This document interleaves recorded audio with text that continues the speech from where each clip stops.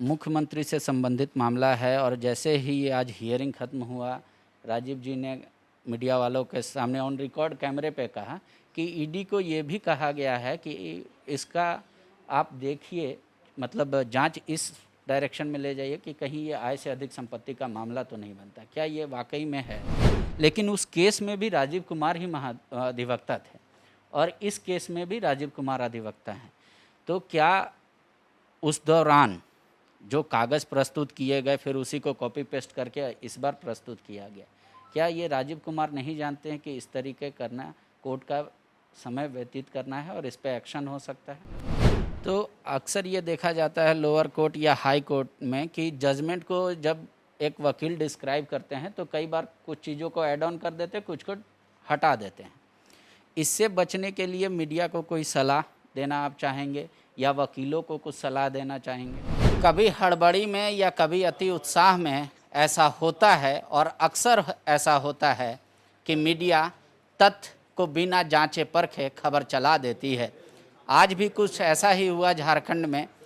एक खबर 12 बजे ये ब्रेक होती है कि मुख्यमंत्री और उनसे संबंधित लोगों पर ईडी और जो रजिस्ट्रार ऑफ कंपनी है उनको जांच का आदेश जिम्मा दिया गया है।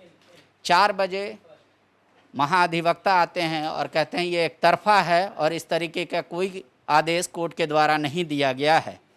दरअसल ये कोई आय से अधिक संपत्ति का मामले का भी बात नहीं है, ये सेल कंपनी से रिलेटेड मामला है और माननीय मुख्यमंत्री हेमंत सोरेन से जुड़ा हुआ। अभी हमारे साथ एजी साहब हैं।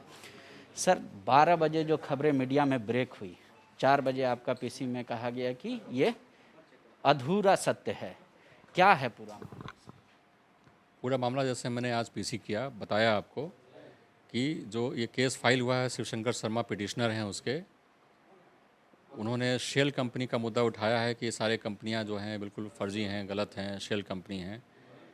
वो कंपनी का लिस्ट का नाम दिया है। ये केस 8 अप्रैल को टेकअप हुआ था। कोर्ट उनकी बातों से संतुष्ट नहीं था, उनके तथ्यों से, तो उन्होंने समय लिया कि हम सप्लीमेंट्री एफिडेविट फाइल करेंगे। कल उन्होंने सप्लीमेंट्री एफिडेविट फाइल किया है और उसमें यह लिखा कि इसी मुद्दे को दीवान इंद्रनील सिन्हा ने 2013 में उठाया था और यहाँ लिख के दिया था और ये सारी कंपनियाँ हैं, ये सारे कागज़ हैं, ये सारे तथ्य हैं। उसमें इस बात का जिक्र बिल्कुल ही नहीं है कहीं भी, और दीवान इंद्रनील सिन्हा का नाम भी लिया गया है उसके बावजूद, कि दीवान इंद्रनील सिन्हा ने इसी तथ्यों के आधार पर एक 2013 में रिट फाइल किया था, पब्लिक इंटरेस्ट लिटिगेशन फाइल किया था, उसकी सुनवाई हुई थी और ये सारा चीज़ मैटर को देखते हुए तथ्य के आधार पर कोर्ट ने उस पिटीशन को डिसमिस किया था। 50,000 रुपया दीवान इंद्रनील सिन्हा के ऊपर जुर्माना भी लगा था उसमें। और इस बात को इसमें इस सप्लीमेंट्री एफिडेविट में जिक्र नहीं है उसका। जब ये बात उठाई गई सरकार की तरफ से तो कोर्ट ने आदेश में अपना पारित किया है कि पुराने रिकॉर्ड को इस केस के साथ प्लेस किया जाए। उस समय आप जैसा बता रहे हैं कि 50,000 का जुर्माना भी लगा था और भानुमति चीफ जस्टिस और डीएन पटेल की अदालत ने वो फैसला दिया था, लेकिन उस केस में भी राजीव कुमार ही अधिवक्ता थे और इस केस में भी राजीव कुमार अधिवक्ता हैं। तो क्या उस दौरान जो कागज़ प्रस्तुत किए गए फिर उसी को कॉपी पेस्ट करके इस बार प्रस्तुत किया गया, क्या ये राजीव कुमार नहीं जानते हैं कि इस तरीके करना कोर्ट का समय व्यतीत करना है और इस पर एक्शन हो सकता है? ये तो आपको उनसे ज़रूर पूछना चाहिए कि दीवान इंद्रनील सिन्हा के भी वकील वही थे और शिवशंकर शर्मा के भी वकील वही हैं। शिवशंकर शर्मा को ना पता हो, लेकिन राजीव कुमार जी को तो पता होना चाहिए कि ये सारी बातें उठाई गई थी और उनका केस बहस हुआ था, उन्होंने ही किया था बहस और डिसमिस हुआ है केस को। सप्लीमेंट्री एफिडेविट में तो शिवशंकर शर्मा के नाम से जो पिटीशन फाइल हुआ है और सप्लीमेंट्री एफिडेविट फाइल हुआ है, इस बारे में इस बात को बिल्कुल एकदम तथ्य को छिपाया गया है।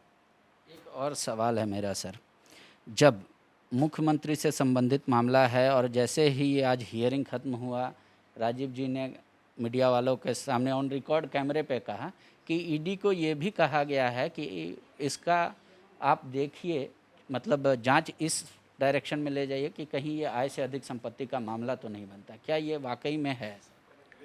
ऐसी कोई बात ही नहीं है। मैंने आपको पहले भी कह दिया कि अभी तो सुनवाई चल रही है। केस अभी इंट्रीम ऑर्डर के तौर पे फाइनल ऑर्डर नहीं दे सकता है। ये अभी सुनवाई चल रही है। अगली तारीख जो इसकी मुकर्रर है, उस अभी तथ्य सामने आने बाकी हैं। इनकी बात को, इनकी तथ्य में क्या सही है क्या गलत है, इसके बारे में बहस होना बाकी है। अभी ईडी को कॉपी सर्व करने की बात कही गई है, क्योंकि ईडी ऑलरेडी एक पार्टी है उस केस में। इसके अलावा कोर्ट ने आज कोई भी अलग दूसरा आदेश, अन्य आदेश पारित नहीं किया है। तो अक्सर ये देखा जाता है लोअर कोर्ट या हाई कोर्ट में कि जजमेंट को जब एक वकील डिस्क्राइब करते हैं तो कई बार कुछ चीज़ों को ऐड ऑन कर देते हैं, कुछ को हटा देते हैं। इससे बचने के लिए मीडिया को कोई सलाह देना आप चाहेंगे या वकीलों को कुछ सलाह देना चाहेंगे?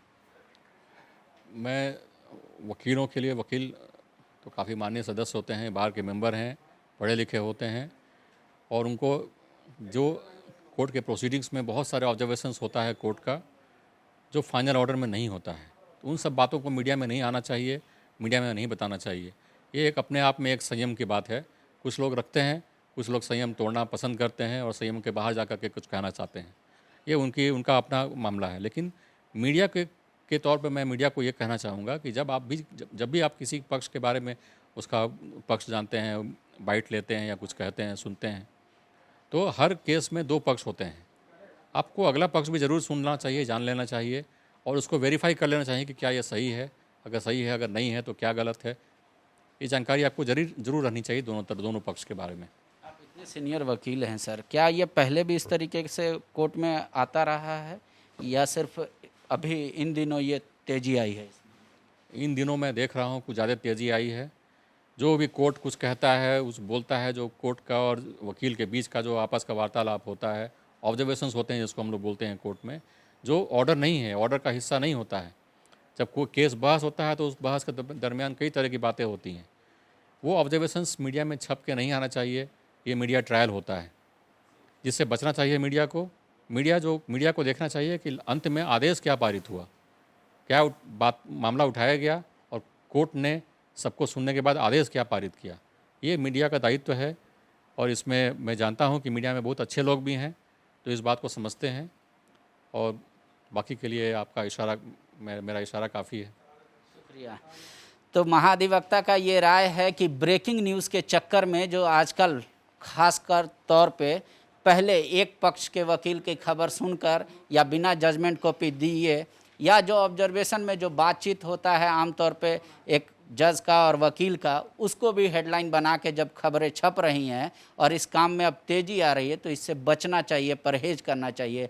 और वकीलों को भी, वो लोग महाज्ञानी होते हैं, बातचीत में उतना ही हिस्सा मीडिया को कहना चाहिए जितना जजमेंट कॉपी में आता है। शुक्रिया। TheFollowUp.in, like, share and subscribe.